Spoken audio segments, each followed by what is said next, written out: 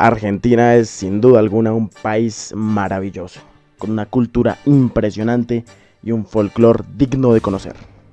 No más hablando de sus bailes, danzas típicas como el famoso tango, su increíble gastronomía con sus deliciosos asados, su fútbol, solo nombrando a algunos futbolistas como Messi o Maradona, ya se puede entender de lo que estamos hablando. Un país lleno de buena música, pintura, teatro, escultura, literatura. Es un país digno de admirar. Sin embargo, ha pasado por momentos difíciles y dictaduras que la han marcado por toda la historia. Y es este tema el que vamos a tomar en este video. Para empezar por este recorrido en la historia de Argentina, toca empezar hablando sobre el peronismo. ¿Pero qué es? Es un movimiento político popular caracterizado por el intervencionismo, es decir, nacionalizar las empresas y el gasto público desmedido y financiado por la desmedida impresión de billetes. Empecemos por ubicarnos un poco en la línea del tiempo. Nos encontramos en los años 1955 a 1983. Fue un periodo marcado por un gobierno controlado por los militares, ya que ellos mismos hicieron varios golpes de estado y vigilaban a los presidentes electos. Esto provocó que durante este periodo emergieron guerrillas en contra de estos regímenes militares. Por este punto es importante mencionar un nombre, Raúl Alfonsín, quien en 1983 llegó para consolidar un gobierno democrático, el cual estuvo marcado por la inestabilidad económica. En 1985 se realiza el juicio a los altos mandos militares, que participaron evidentemente en la última dictadura, donde se condena a Videla, el principal dictador que tuvo Argentina, a cadena perpetua.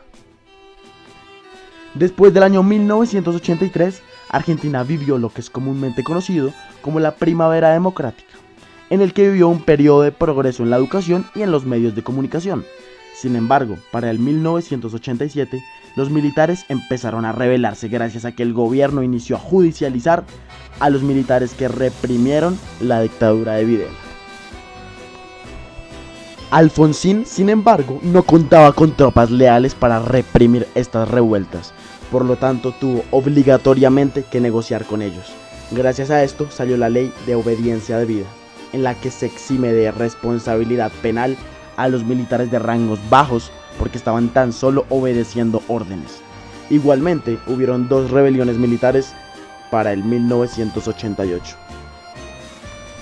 En el año 1989 es elegido el primer peronista después de la dictadura de Videla, Saúl Menem.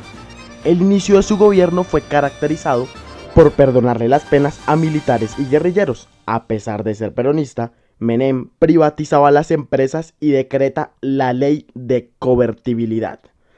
Esto quiere decir un cambio fijo de la moneda argentina respecto al dólar. O sea, el dólar ahora va a costar siempre tantos pesos argentinos. Esto logra aumentar el comercio y la inversión extranjera. Pero Menem, al no disminuir el gasto público, no logró para nada parar la increíble inflación de aquel momento.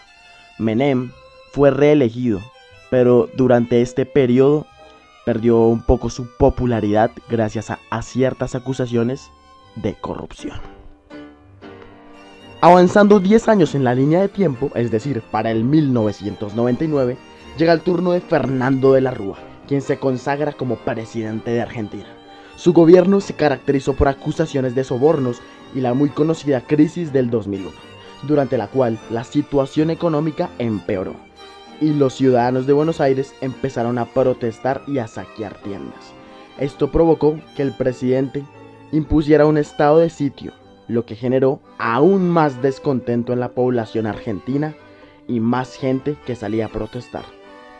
Finalmente, De la Rúa renuncia.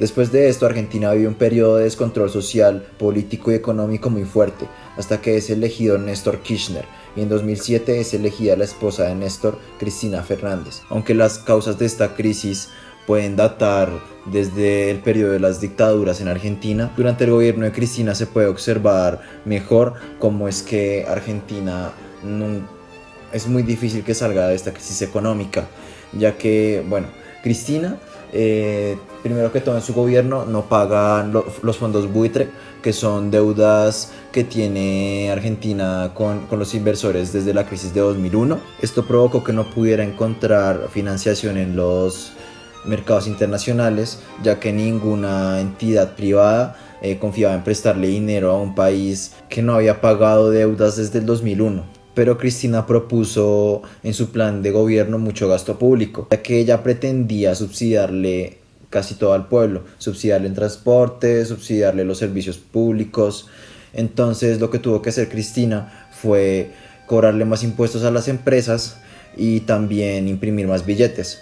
Lo que causa imprimir billetes es que sube la inflación, pero para que esto no se notara, Cristina le puso un precio fijo al dólar.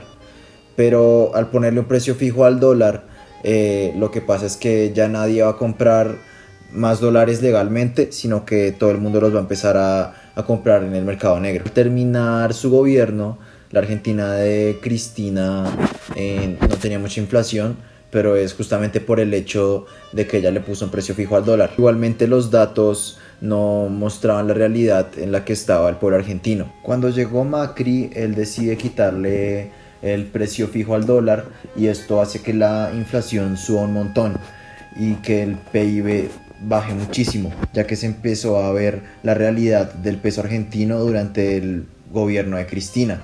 También decide quitar la mayoría de los subsidios y eso hace que baje muchísimo su popularidad, baja del 66 al 44%. También decide quitarle los impuestos a las exportaciones y a las importaciones. También cubre la deuda con los fondos buitre, lo que hace que algunos inversionistas empiecen a fijar en Argentina. Esto hace que en el 2017 la economía de Argentina creciera un 3%, pero igualmente Argentina no logró salir de su crisis económica, ya que más de la mitad de la población de Argentina trabaja para el Estado y eso supone mucho gasto público. Argentina todos los años gasta más de lo que gana, lo que genera que Argentina no se pueda financiar solo. Por eso es que Macri tuvo que pedir un préstamo al Fondo Monetario Internacional en 2018. En diciembre de 2019 fueron elegidos Cristina Fernández como vicepresidenta y Alberto Fernández como presidente. No son hermanos. ¿Qué hizo Fernández? Les subió los impuestos a las empresas agropecuarias, un sector muy importante en Argentina. Hizo una ley para que no se actualizaran los mínimos exentos de los impuestos, lo que hará que la gente sea cada año más pobre. Los mínimos exentos es un mínimo de plata por la cual no te cobran impuestos. Después de esa plata sí te cobran impuestos. Entonces lo que hizo Fernández fue que estos mínimos no crecieran. Entonces cada año como tu sueldo aumenta, entonces cada vez te van a cobrar un poquito más de impuestos. A ver, digamos que el mínimo exento es de 1.000 pesos argentinos y en un año me subieron el sueldo de 300 pesos argentinos, entonces ahora gano 1.300 pesos argentinos y como el mínimo exento se queda siempre en 1.000, entonces cada vez que me suban el sueldo, cada vez me van a cobrar más impuestos por el sueldo que gano. Eso significa que cada año yo seré más pobre. En este momento en Argentina hay un impuesto de 30% en compras al exterior, lo que impide que los argentinos puedan invertir en el exterior. Y también en este momento tú solo puedes comprar $200 cada mes. La situación que está pasando en Argentina es muy decepcionante, ya que en 1985 fue el país que tuvo el PIB más alto. Eso quiere decir que fue el país más rico del mundo. En Argentina es el 10º país con más recursos del mundo. Y antes de la llegada de Juan Domingo Perón a Argentina, este país aún formaba parte de los 10 países más ricos del mundo. Era un país con un auge económico impresionante. El problema es que cuando Juan Domingo Perón llegó al gobierno, nacionalizó las empresas y también empezó a hacer ese gasto público al que ya los políticos argentinos nos tienen acostumbrados para poder financiar todos los subsidios que le prometió al pueblo argentino durante su campaña política. En conclusión, Argentina es un país increíble, con una cultura impresionante que sin embargo ha tenido que pasar por momentos difíciles y complicados, pero que pese a todo eso, nunca ha perdido su riqueza cultural y sobre todo la magia que se vive en un país como ese. Muchas gracias.